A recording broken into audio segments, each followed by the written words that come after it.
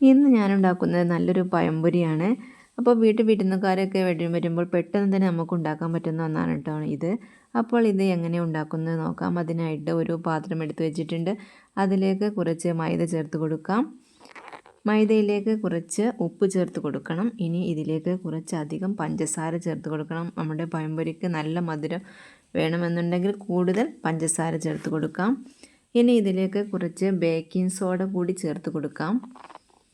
നമ്മളിത് അപ്പം തന്നെ മാവ് കലക്കി വെച്ച് റെസ്റ്റ് ചെയ്യാൻ വെക്കുന്നില്ല, അപ്പം തന്നെ ഉണ്ടാക്കിയെടുക്കുകയാണ്. അപ്പോൾ നമുക്കിതിലേക്ക് ബേക്കിംഗ് സോഡ ചേർത്ത് കൊടുക്കുന്നത്. ഇനി ഇതിലേക്ക് കുറച്ച് വെള്ളം ചേർത്ത് നന്നായിട്ട് കട്ടയില്ലാതെ ഒന്ന് മിക്സ് ചെയ്തെടുക്കണം.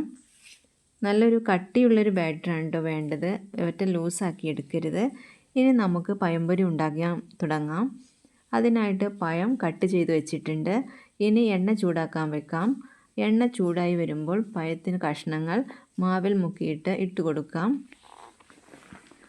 ഇത് ഒരു ഭാഗം വെന്ത് കഴിഞ്ഞാൽ നമുക്ക് മറിച്ചിട്ട് കൊടുക്കണം.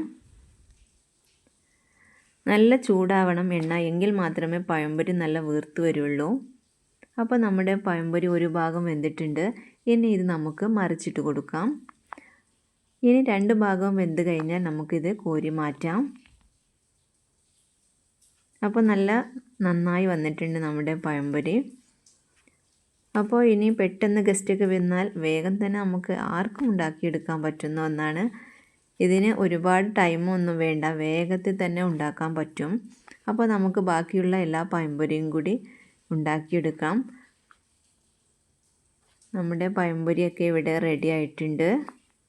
അപ്പോൾ സബ്സ്ക്രൈബ് ചെയ്യാതെ കാണുന്ന ഒരുപാട് പേരുണ്ട്. അപ്പോൾ എല്ലാവരും സബ്സ്ക്രൈബ് ചെയ്യണം, സപ്പോർട്ട് ചെയ്യണം. ഞാനിന്ന് ഈ പഴംപൊരി ഉണ്ടാക്കുന്നത് നല്ല ബീഫുമായിട്ട് കഴിക്കാനാണ് കേട്ടോ. അപ്പോൾ നിങ്ങളൊക്കെ കഴിച്ചിട്ടുണ്ടാകും ബീഫും പഴംപൊരിയൊക്കെ. അപ്പോൾ ഇത് ബീഫും പഴംപൊരിയും നല്ല ടേസ്റ്റാണ്. കുട്ടികൾക്കൊക്കെ നല്ല ഇഷ്ടപ്പെടുന്ന ഒരു ഒന്നാണ് കേട്ടോ ബീഫും പഴംപൊരിയും.